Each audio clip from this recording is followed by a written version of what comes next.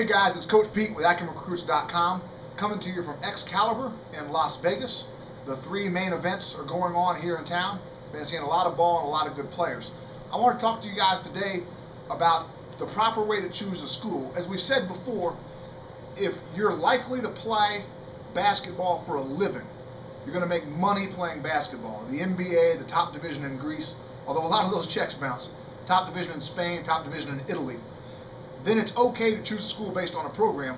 But if you're not going to realistically make money playing basketball professionally for a living, you need to pick the school first and the basketball program second. So the question then becomes, how do you go about choosing the right school? First, I want to talk about a couple of things that are not a smart reason to choose a school. For example, choosing level. Well, I really want to play high major ball. Well, that's great, but again, you need to pick the school, not the program, unless you're going to make money. Facility, the gym size, the capacity, seating capacity, those have nothing to do with the rest of your life. That's a very short-term concern. I also think choosing a school based primarily on a relationship with an assistant coach is borderline idiotic, because the odds are that assistant coach won't be there your whole 4 years. Not to mention, he's not the one deciding who plays and who doesn't. So now that we've gone over a couple of things that I think it's not a very smart reason to choose a school, I want to go over a solid thought process for how to choose the right school for you.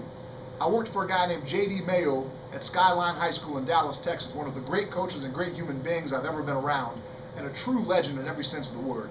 And he always gave kids advice to choose a school based on three things.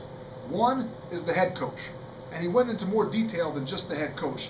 Not just the head coach's ability, but what he wanted was a head coach who was going to be there all 4 years you were in school. In other words, long-term contract, stable, not looking to leave, not likely to get fired. Okay? Stable head coach. All 4 years you're going to be there. Because a lot of times when head coaches leave, whether they get fired or take a bigger, better job for more money, the kids who are left behind a lot of times get completely shafted. So not all the time. There's no hard and fast rules, but a lot of times kids get shafted when a head coaching change makes place. So Coach Mayo advised, go somewhere where the head coach is stable, where the head coach has high character, where the head coach treats the kids the right way. And he felt like that's the most important thing. And I think when you're looking at choosing a school to play basketball, I essentially agree with him. I think if the head coach is a bad person, or if the head coach isn't going to be there all 4 years, or if the head coach doesn't treat the kids the right way, I don't think you're going to have a good experience in college. And the second point Coach Mayo always preached hard is, go someplace where you're going to play early and play often.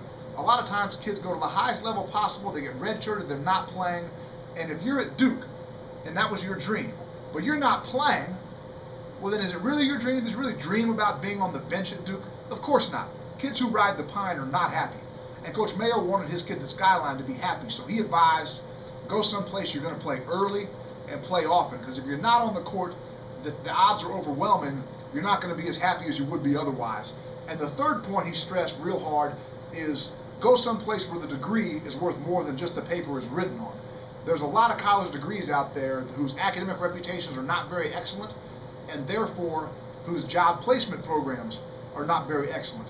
If you can go to a place like Harvard, okay, where Tommy Amaker is a high character person who treats kids the right way, where he doesn't seem to be looking to leave, they're certainly not going to fire him, and you're good enough to get early playing time, and obviously coming out of Harvard, your options in terms of a career are going to be outstanding. So again, quick review.